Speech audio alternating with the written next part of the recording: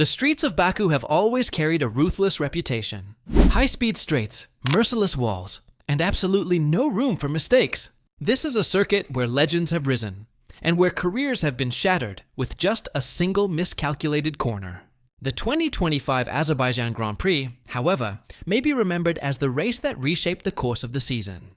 Verstappen was flawless, his Red Bull glued firmly to the track, but the spotlight turned toward McLaren. And at the heart of it all stood Oscar Piastri, the championship leader, carrying the weight of pressure on his shoulders. Oscar Piastri arrived in Baku as the calm and composed leader of the championship, holding a comfortable 31-point advantage over his closest rival, Lando Norris. But what followed was nothing short of disastrous. A poor start, a desperate attempt at recovery, and finally, a violent crash into the barriers left Piastri watching from the sidelines. His composure had cracked, his confidence visibly shaken. Yet the story goes beyond a single crash. It exposed the fragility within McLaren and highlighted Verstappen's growing resurgence. And before we dive into the deeper analysis, make sure you hit subscribe, because what unfolded in Baku could change the entire championship picture. On paper, the results of the 2025 Azerbaijan Grand Prix were clear. Max Verstappen crossed the line first, completing what many now call a Grand Slam weekend. Pole position, fastest lap, and every single lap led. Behind him, George Russell secured second place for Mercedes, while Carlos Sainz shocked the paddock by taking third for Williams. Further down the order, Kimi Antonelli impressed with a strong fourth-place finish. The headlines may have celebrated Verstappen's dominance, but the true drama of Baku wasn't at the front. It lay in the brutal implosion of Oscar Piastri's weekend. For Oscar Piastri, the trouble began even before the lights went out. Starting from 9th, his lowest grid slot of the season after a costly crash in qualifying, the pressure was already mounting. McLaren had worked through the night, even replacing the chassis to have his car ready for Sunday. But as the race was about to begin, his composure betrayed him. He jumped the start, then stalled, dropping instantly to the back of the field. A 5-second penalty followed, but it hardly mattered. The real damage had already been done. From that moment, it felt inevitable that Baku was only going to punish him further. By lap 5, Piastri's race went from bad to worse. Pushing hard in a desperate bid to climb back through the field, he locked up into turn 5 and slammed his McLaren into the barriers. His race was over almost before it had even begun. For a driver who had not suffered a retirement in 35 consecutive races, stretching all the way back to Miami 2024, the sudden collapse was shocking.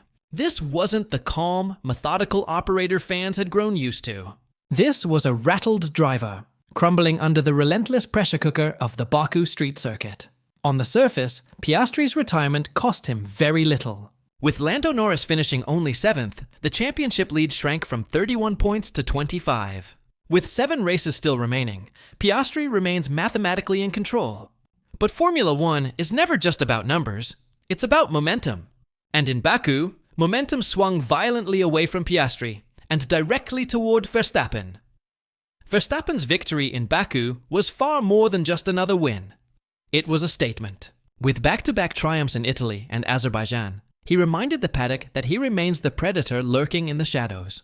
Though he still sits 69 points behind, there are 199 points left on the table, leaving the mathematics wide open for a late-season charge. More importantly, his resurgence has shifted the psychological balance, applying new pressure on McLaren. If Verstappen wins again in Singapore, the championship battle may no longer be a two-horse race. There is also the question of the McLaren itself. Both Piastri and Norris admitted after the race that while their car can be spectacularly fast, it remains unpredictable. On tight and tricky street circuits like Baku, that unpredictability becomes a serious weakness. Norris himself struggled all weekend, never looking close to a podium threat, and his eventual 7th place told the story. After the race, his frustration was clear. He spoke of missed opportunities and the need to be perfect, comments that hinted at simmering tension within McLaren's garage. Because while the team may be cruising toward the constructors' title, their driver's battle is anything but straightforward. For McLaren, Baku was supposed to be the weekend that tightened their grip on the season. Instead, they left with more questions than answers. Lando Norris failed to take full advantage when it mattered most. Oscar Piastri showed cracks in his composure for the first time all year. And Verstappen, who had seemed out of the picture only weeks ago, now looks freshly motivated. This was not just a bad weekend. It may well have been the moment when the psychological balance of the championship fight began to shift. Then came the image that captured the world's attention. After his crash, Piastri was filmed sitting behind a safety barrier, helmet off, feet stretched out, watching the race feed on his phone while casually eating a banana. To fans, it looked almost comical, and social media exploded with memes. But beneath the humor, the picture told a deeper story. It showed a championship leader stripped of control, reduced to a spectator, as his rivals carried on without him. For Piastri, it wasn't just embarrassing. It was symbolic of how quickly fortunes can turn in Formula One. Now let's talk psychology, because this is where championships are often decided. At just 24, in only his third season as a contender, Piastri had built a reputation for calmness under fire, shutting out pressure and focusing on execution. But Baku told a different story, anticipating the lights, over-pushing in the opening laps, crashing in both qualifying and the race. These were not simply physical mistakes, they were mental lapses. And in a title fight, once the aura of perfection begins to crack, rivals sense blood. Verstappen, by contrast, has been here many times before. He knows how to chip away at an opponent, how to exploit even the smallest weakness, and how to turn pressure into opportunity.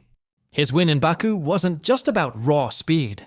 It was about resilience, about proving he can still rewrite the script deep into the season. And for Piastri, that may be the most dangerous development of all. Of course, Lando Norris remains a factor too. Sitting just 25 points behind, he is effectively one race win away from drawing level in the standings. But the reality is clear. Norris may not be able to beat Piastri outright unless McLaren provides him with a more stable platform.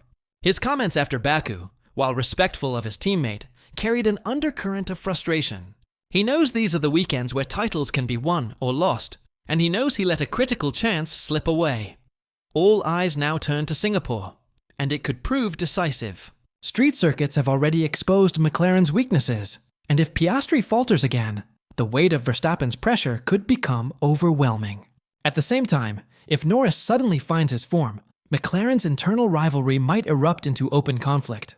Imagine the headlines: a three-way battle between two teammates and a resurgent Verstappen.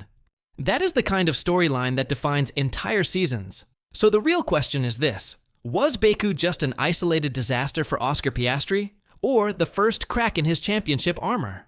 Verstappen is surging, Norris is still lurking, and McLaren's dominance suddenly looks far less certain.